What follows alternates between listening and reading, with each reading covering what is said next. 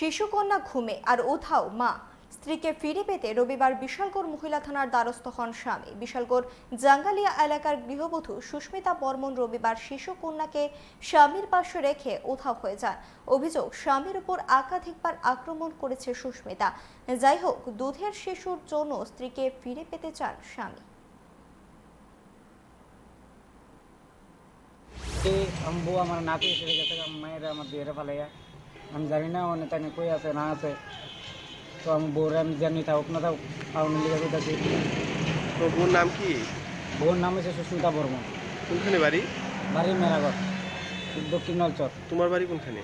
Jangalia current office. তুমি কেমনে বুঝছো যে তোমার বউ গেছে গা? সকালে ঘুম থেকে উঠতে দিয়ে আমি আমার মায়ে আমার লোক ঘুমিয়ে দিছে আর আমি ঘুমিয়ে দিছি। এবার উঠতে দিয়ে আমার বউও নাই। আর এর আমি অনেক খোঁজাখুঁজি করছি, অনেক মানে এরা পরিচিত মানুষের সবাইকে ফোন করছি, ঘুম করছি একই গেছে না। তো এরপর আমি না পেরে আমি থানাতে